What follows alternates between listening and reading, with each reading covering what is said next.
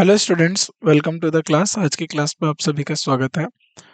तो आज हम जो बात करेंगे वो है रबर और वैक्स को लेकर। देखिए, जो रबर होती है और जो वैक्स होती है, इसको हम ऑर्गेनिक केमिस्ट्री में पढ़ते हैं। तो जो रबर, आपको पता है कहाँ से मिलता है, रबर का सोर्स क्या है? अगर आप नेचुरल रबर की बात करें, रबर भी दो टाइप की होती है, एक सिंथेटिक और एक नेचुरल। ठीक है, तो हम नेचुरल रबर की बात करते हैं। नेचुरल रबर, तो नेचुरल रबर जो है वो प्लांट से मिलती है। क्या होता है, जो रबर के जो प्लांट्स होते हैं, कुछ इस तरीके से रबर के जो है प्लांट्स होते हैं।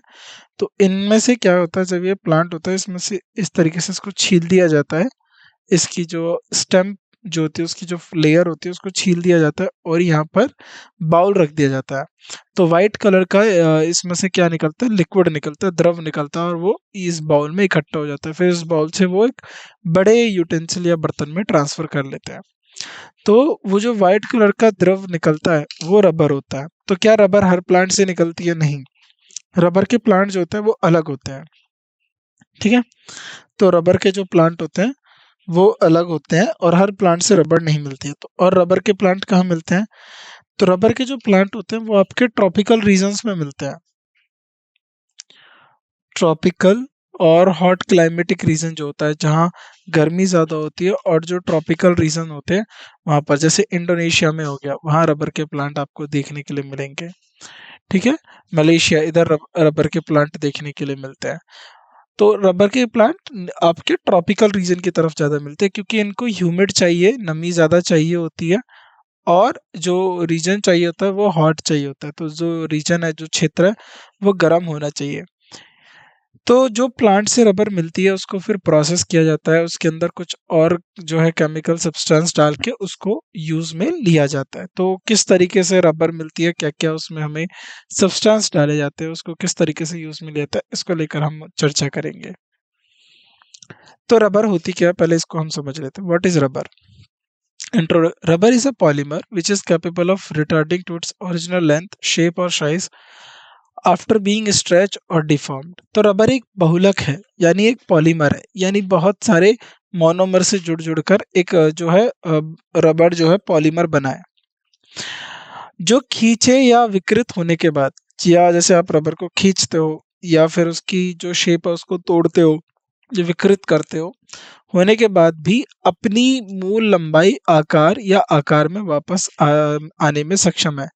तो मान लो कोई एक सिंपल सी रबर है, उसको आपने खींच के इतना लंबा कर दिया, फिर उसके बाद छोड़ देंगे, वो दोबारा उसी शेप में लौट आएगी। तो रबर अपनी जो मूल आकार होती है उसके अंदर दोबारा लौटने के आने में जो है सक्षम होती है। राइट, तो आकार अपनी मूल लंबाई, आकार या आकार में वापस आने में सक्षम होती है। कौन? रबर। तो rubber is a polymer which is capable of returning to its original length, shape और साइज आफ्टर बीइंग स्ट्रेच्ड और deformed. It is an example of elastomer. तो यह इलास्टोमर का एक उदाहरण है। तो इलास्टोमर होते हैं, उसका एक उदाहरण के तौर पे रबर का इस्तेमाल होता है। ठीक, तो रबर क्या है? रबर एक बहुलक है जो खींचे या विकृत होने के बाद अपनी मूल लंबाई, आकार या जो उसका जो आकार या विकार होता है उसमें वापस आ जाती है। और ये किसका उदाहरण है? ये एक इलास्टोमर का उदाहरण है। इलास्टोमर के अंदर जो इलास्टिसिटी होती है वो ज्यादा होती है, ये मैंने आपको पहले लेक्चर्स में बताया है। Rubber obtained from natural source is called natural rubber. जो प्राकृतिक सूत्रों से, जो स्रोतों से जो रबर जो प्राप्त होती है, उस रबर को प्राकृतिक रबर कहा जाता है। और and polymers prepared in laboratories which are similar to natural rubber are known as synthetic rubber. या जो प्रयोगशाला में तैयार किए गए पॉलीमर जो बिल्कुल प्राकृतिक रबर के समान होते हैं, उन्हें सिंथेटिक रबर के रूप में जाना जाता है। तो रबर के दो स्रोत हैं, एक तो प्राकृतिक तौर पे रबर को जो है हम यूज कर रहे हैं, और जो दूसरा इसका स्रोत होता है वो क्या होता है? सिंथेटिक रबर का स्रोत होता है। ठीक, तो ये चीजें याद रखना कि रबर कहाँ से मिलती है और किस प्रकार की रबर होती है। राइट, चलिए आगे बढ़ते हैं। Natural rubber is manufactured from rubber latex, which is a colloidal suspension of rubber in water. अब क्या होता है, प्राकृतिक रबर क्या होती है? प्राकृतिक रबर जो होती है वो रबर लेटेक्स से निर्मित है। यानी जो रबर का जो लेटेक्स है उससे बनी होती है। जो पानी में रबर के कोलाइडियल फैलाव, यानी जो पानी जो रबर का जो लेटेक्स है वो पानी में उसके कोलाइडियल फैलाव जो होता है उसके साथ मिश्रित होती है और वहां से इस रबर को निकाला जाता है। तो देखिए rubber is latex obtain from bark of tree. तो जो ट्री का जो बार्क होता है ना, पेड़ की जो छाल से प्राप्त होती है, और ये कहाँ पर मिलेगी? भारत। तो भारत में भी दक्षिण भारत में मिलती है।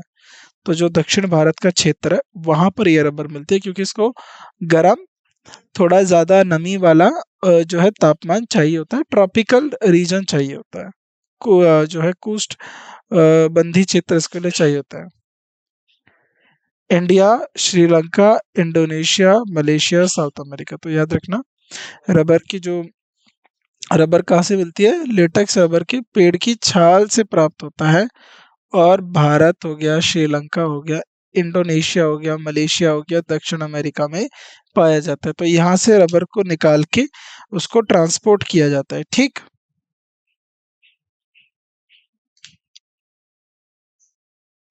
ठीक है। चलिए आगे बढ़ते हैं। यहाँ तक आपको समझ में आ गया होगा रबर। अब रबर को थोड़ा केमिकली समझते हैं कि क्या होता है और क्या इसका केमिकली स्ट्रक्चर होता है। नेचुरल रबर में be consider as linear polymer. तो नेचुरल रबर को आप क्या बोलते हैं? Linear polymer of isoprene. तो आइसोप्रीन से ये बनी होती है। और आइसोप्रीन का जो केमिकल नेम है वो क्या होता है? 2 मिथाइल 1,3 ब्यूटाडीन। तो आइसो पॉलीमर का क्या होगा? Chemical name 2 methyl 1,3 butadiene and is also called cis 1,4 poly isoprene. तो इसको क्या बोला जाता है? प्राकृतिक रबर को आइसोप्रीन 2 मिथाइल 1,3 ब्यूटाडाइन के रेखिक में मिलती है, यानी 2 मिथाइल हो गया 1,3 butadiene and is also called cis 1,4 isopropane. तो इसे 1,4 आइसोप्रोपेन भी कहा जाता है।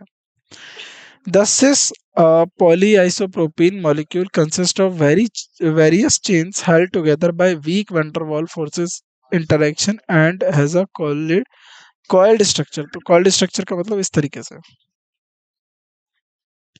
कॉइल्ड स्ट्रक्चर होता है। तो जो सिस पॉलीसोप्रीन अणुओं में विभिन्न श्रृंखलाएं होती हैं। तो इनके जो सिस पॉलीसोप्रीन होते हैं उनके अणुओं में काफी श्रृंखलाएं होती हैं जो कमजोर वेंडरवॉल फोर्सेस होते हैं, जो वीक वेंडरवॉल फोर्सेस के इंटरेक्शन के द्वारा एक साथ जुड़ी होती हैं। तो ये वीक है, ये जल्दी टूट जाएंगे।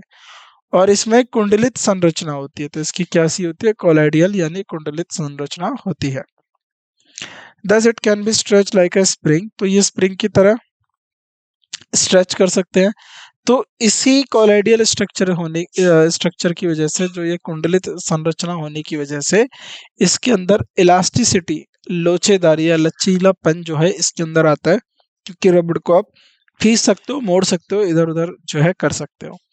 तो ये क्यों आ रहा है? क्योंकि एक तो इसके अंदर जो है वीक वेंडर वॉल फोर्सेज है, ठीक है, कमजोर वेंडरवॉल्स इंटरेक्शन से जुड़ी होती है। और दूसरा इसमें कुंडलित संरचना होती है। क्या होती है? कुंडलित संरचना होती है। तो उनकी वजह से इसके अंदर क्या आता है? इलास्टिसिटी जो है बढ़ जाती है और इसके अंदर इलास्टिक प्रॉपर्टी आ जाती है, यानी लच्चेदार जो है ये हो जाती है। ठीक है, तो ये चीजें आपको याद रखना है।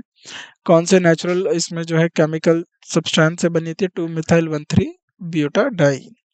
चलिए, वल्कनाइजेशन ऑफ रबर। अब रबर का वल्कनाइजेशन क्या होता है? रबर का वल्कनीकरण क्या होता है? Natural rubber become soft at high temperature. तो देखो 273 से ज्यादा टेम्परेचर पे, 273 हो गया, ये होता है 0 डिग्री सेल्सियस। और ये कितना है? 335। 2 कैरी 1 करेंगे तो यहाँ पर क्या हो जाएगा? 13। तो ये हो जाएगा आपका कितना? 6।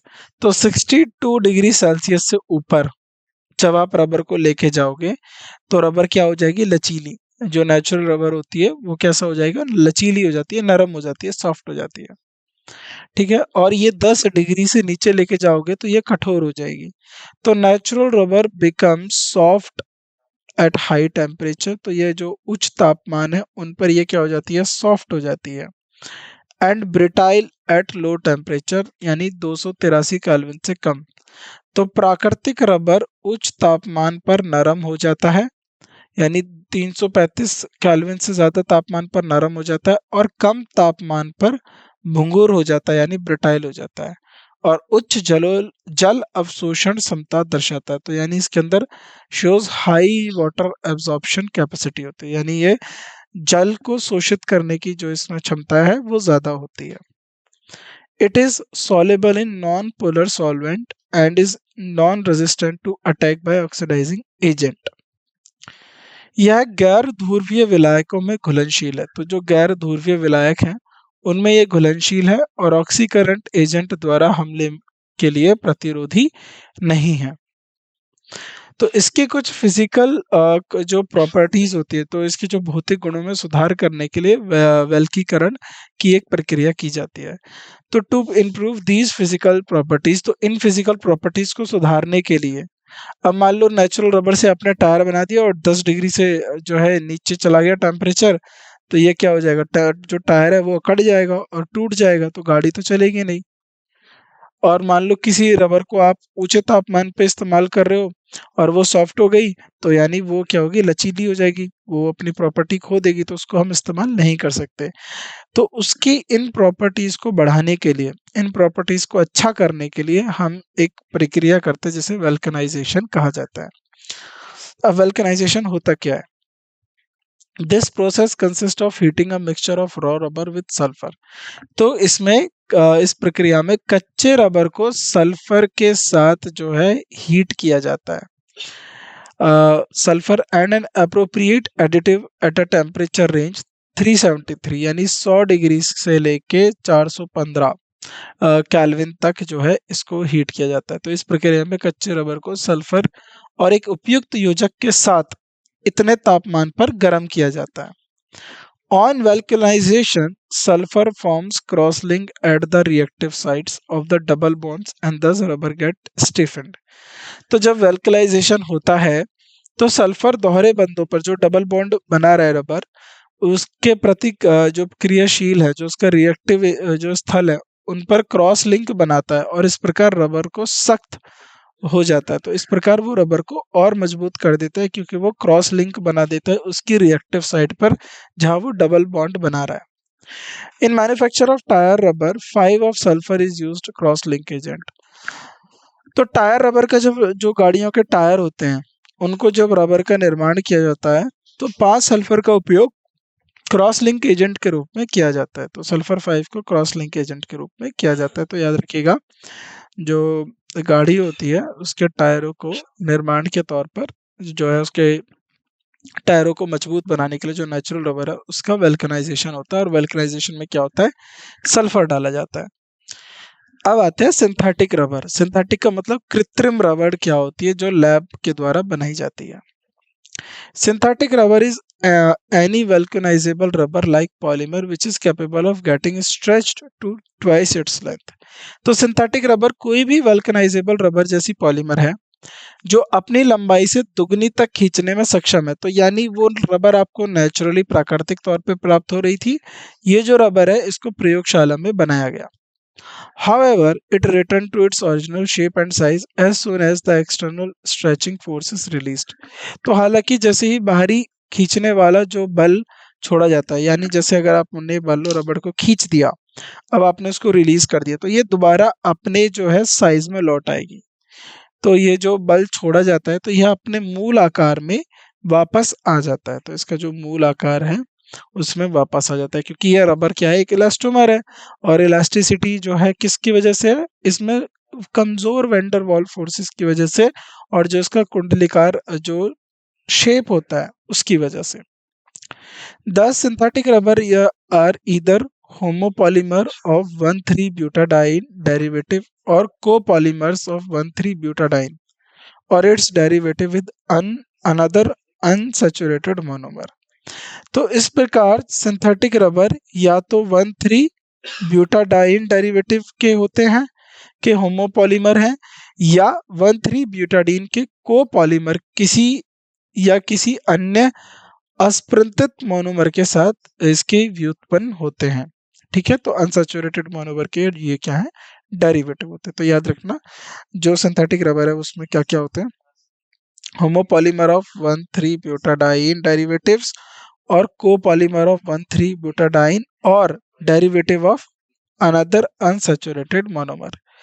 तो नेचुरल रबर के उदाहरण क्या क्या हैं, नियोप्रीन, नियोप्रीन हो गया, बूना एन हो गया, बूना एस हो गया, थियोकॉल हो गया। तो ये सब क्या है, ये सब हमारे नेचुरल रबर के उदाहरण हैं। ठीक, तो याद रखना नेचुरल रबर का उदाहरण याद रखना, वेल्कनाइजेशन याद रखना कि वेल्कनाइजेशन क्या है, नेचुरल रबर के उदाहरण क्या क्या है और इनके अंदर कौन से पॉलीमर या मोनोमर से ये बनी होती है। तो यही आपसे परीक्षा में पूछ लिया जाता है कि सिंथेटिक रबर के कौन से पॉलीमर होते हैं, क्या इनका जो है फॉर्मूला होता है और क्या क्या इनके उदाहरण है, जैसे नियोप्रीन, बोनायन, बोनायस और थियोकॉल। आगे बढ़ते हैं। तो यहाँ पर जो है हमने रबर को कवर कर लिया। अब आगे के लेक्चर में जो है आगे की मतलब टॉपिक है जो है हमारा वैक्स। अब हम वैक्स को कवर करेंगे, तो वैक्स के बारे में जानेंगे, वैक्स क्या होता है। तो जो भी बातें आपको रबर के बारे में बताई हैं उनको अच्छे से समझिए, उनको याद रखिए। ठीक, तो अब हम जो है वैक्स के लेकर पढ़ते हैं कि वैक्स क्या चीज़ है। चलिए, तो अब हम वैक्सेस के बारे में बात करें। वैक्सेस क्या होता है, देखो वैक्स मतलब मोम। अब मोम आपने मोमबत्ती में देखा होगा, वैक्स मोमबत्ती में होते हैं वैक्स, और वैक्स के बहुत सारे उपयोग होते हैं। और यह किसकी तरह आप देखो तो इसको हम यूज करते हैं फ्यूल की तरह। जैसे मोमबत्ती होती है, मोमबत्ती में क्या होता है, एक धागा ही तो होता है और धागे के आसपास मोम होती है, तो वो धागा काफी लंबे समय तक चलता है क्योंकि वो जो मोम उसमें दी गई है वो उसको जलने में मदद करती है। तो वैक्सेस को समझते हैं, होता क्या है वैक्स। सबसे पहले waxes are the esters of high saturated and unsaturated fatty acids with higher monohydrate alcohols। तो जो वैक्सेस होते हैं ये मोम उच्चतर स्तंभृत और असंतृप्त वसा यानी वैक्स अम्लों के उच्चतर मोनोहाइड्रिक अल्कोहल के साथ ईस्टर होते हैं। यानी वैक्स क्या, ये ईस्टर है।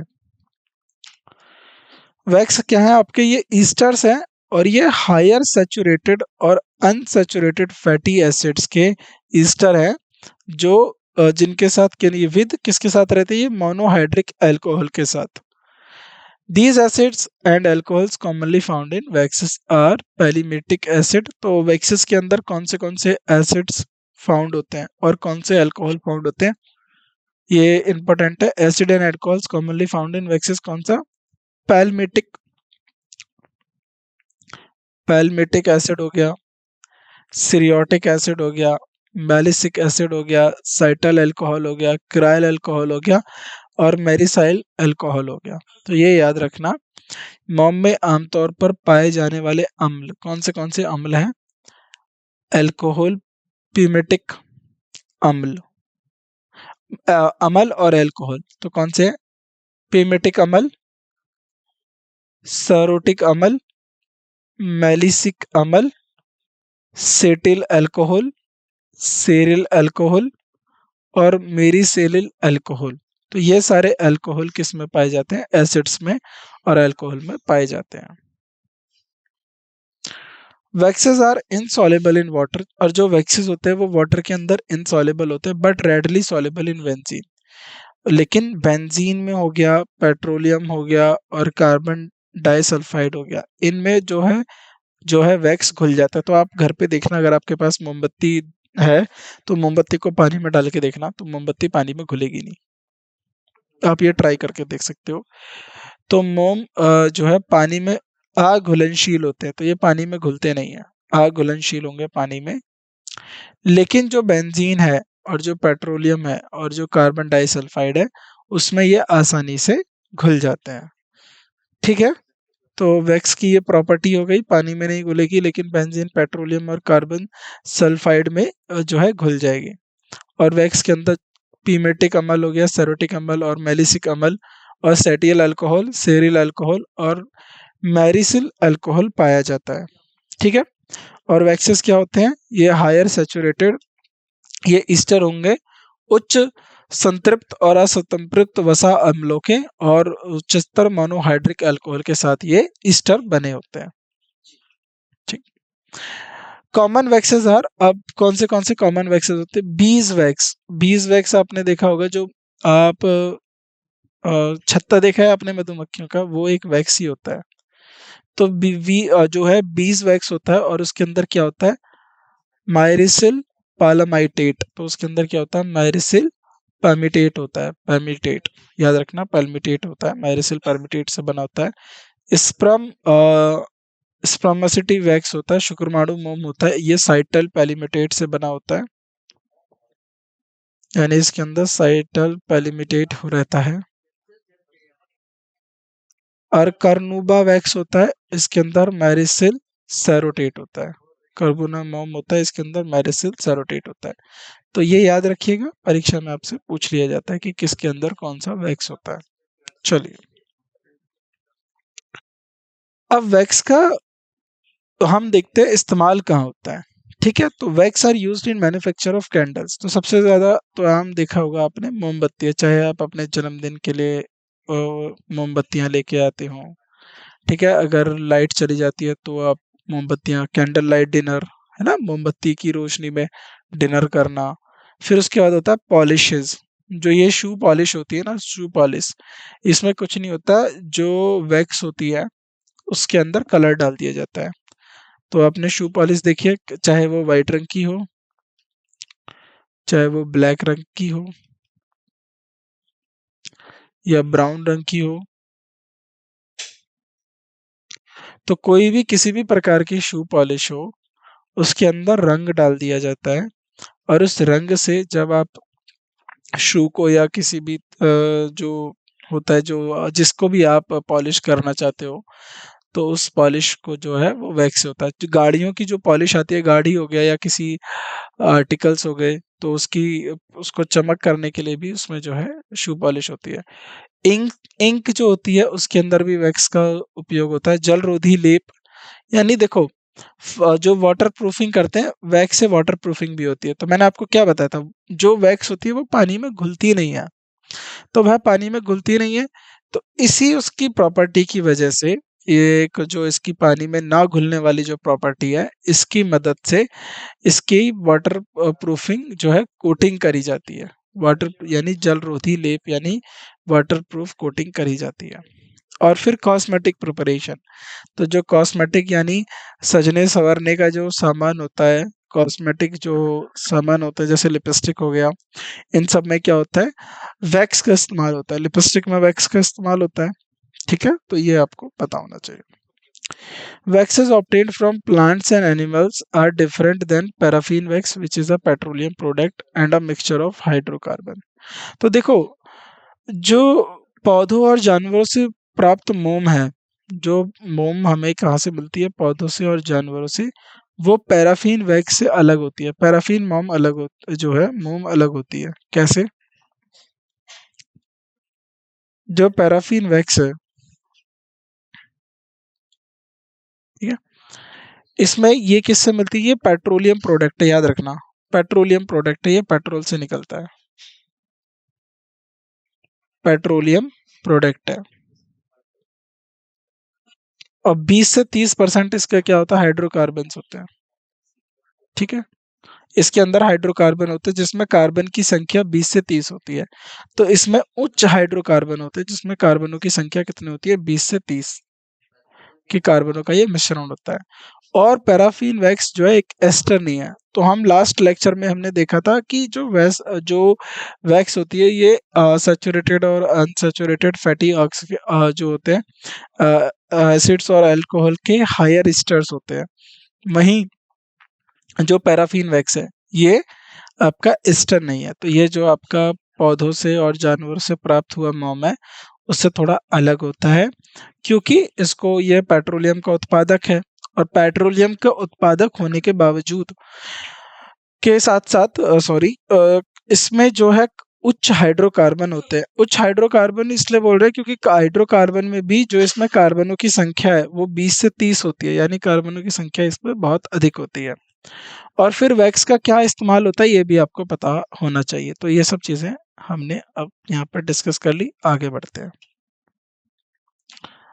Candles are prepared by mixing paraffin wax 90% with higher fatty acids like stearic and palmitic। तो जो मोमबत्ती होती हैं ये पैराफिन वैक्स से बनी होती हैं, इसीलिए मैंने बोला इसको फ्यूल की तरह इस्तेमाल किया जाता है। तो याद रखना कैंडल्स में क्या होता है, पैराफिन वैक्स। और उसके साथ साथ इसमें हम कुछ फैटी एसिड्स लगाते हैं, फैटी एसिड्स, फैटी एसिड्स कौन से, सिटेरिक, सिटियरिक और पैलिमेटिक, पल्मेटिक। याद रखना candles are prepared by mixing paraffin wax. तो कैंडल्स को पैराफिन वैक्स के द्वारा की मदद से तैयार करा जाता है। Candles are prepared by paraffin wax 90% with higher fatty acids like stearic और palmitic. The fatty acids are added to paraffin wax as to give strength to candles. तो यानी ये क्यों फैटी एसिड डाला जा रहा है, ताकि ये कैंडल को मजबूती प्रदान करे। तो जैसे कैंडल ये खड़ी होती है ना, तो ये खड़ी होती है, तो ये खड़ी हो पाए, इसीलिए ये जो फैटी एसिड डाले जाते हैं। तो मोमबत्ती को मजबूती देने के लिए पैराफिन मोम में फैटी एसिड मिलाए जाते हैं। ठीक है, तो ये ताकि स्ट्रेट रहे और थोड़ा स्ट्रेंथ रहे, इसके अंदर खड़ी हो जाए, जल्दी से टूट ना जाए या किसी भी तरीके से ये खराब ना हो। कार्नुबा वैक्स इज ऑब्टेन फ्रॉम प्लाम। जो पाम लीव होते हैं ना, पाम लीव और पाम ऑयल भी होता है, जो पाम के जो पेड़ जो होते हैं पेड़, तो ये खजूर जैसे होते हैं, लंबे लंबे पेड़ होते हैं। तो उन पाम जो पेड़ होते हैं उनकी पत्तियों से कौन सी वैक्स मिलती है, कार्नुबा वैक्स। और spermatic wax is obtain from sperms of whale. तो ये व्हेल के स्पर्म से मिलती है। तो कार्नोबा मोम कहाँ से मिल रही है आपको, ताड़ के पत्तों से प्राप्त होती है। जबकि शुक्राणु मोम जो है वेल के शुक्राणु से प्राप्त होती है। और पैराफिन कहाँ से प्राप्त हो रही है, पैराफिन जो है ये पेट्रोलियम प्रोडक्ट है। ठीक है, पेट्रोलियम प्रोडक्ट। और ये हाई कार्बन, यानी ये हाई हाइड्रोकार्बन से बनी होती है, जिसमें जो कार्बन की संख्या होती है वो कितनी होती है, 20 से 30। तो ये चीज़ याद रखेंगे। कैंडल्स जो होती हैं वो पैराफिन वैक्स से बनाई जाती है, जो फैटी एसिड्स यानी स्टेरिक और पैलिमेटिक डाला जाता है, पामेटिक डाला जाता है। क्यों डाला जाता है, क्योंकि इससे इसको स्ट्रेंथ मिलती है, मजबूती मिलती है।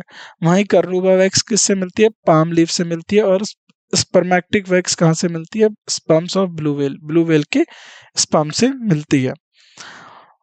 तो आज के लेक्चर में हमने किन बातों पे डिस्कस किया, तो आज के लेक्चर में हमने रबर को लेकर डिस्कस करा, रबर हो गया, और वैक्स को लेकर डिस्कस करा। तो रबर, नेचुरल रबर, उसके बाद सिंथेटिक। तो इसमें बोना एस, बोना एन, इन सबको याद रखना, और इसके मोनोमर्स याद रखना। इसके मोनोमर क्या है, इसका मोनोमर क्या है। ठीक है, और ये नेचुरल रबर का वल्कनाइजेशन याद रखना, कि सल्फर क्यों मिलाया जाता है।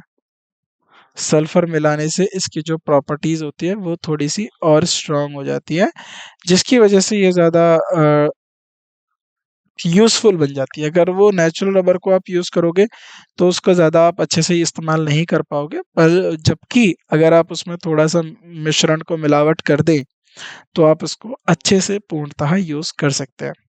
वहीं मैं बात करूं सिंथेटिक रबर की, तो सिंथेटिक रबर का इस्तेमाल क्यों किया जाता है, सिंथेटिक रबर का जो इस्तेमाल क्यों इसलिए किया जाता है, एक तो वो हूबहू नेचुरल रबर जैसी होती है, लेकिन उससे थोड़ी ज़्यादा बेटर होती है। और वही वैक्स आपकी, आपने बताया प्लांट से, पाम ऑयल से, ब्लू वेल के स्पर्म से, हनी बीज से, तो यहाँ पर क्या हो जाए, क्या ये भी हमारा क्या है, नेचुरल सोर्स है।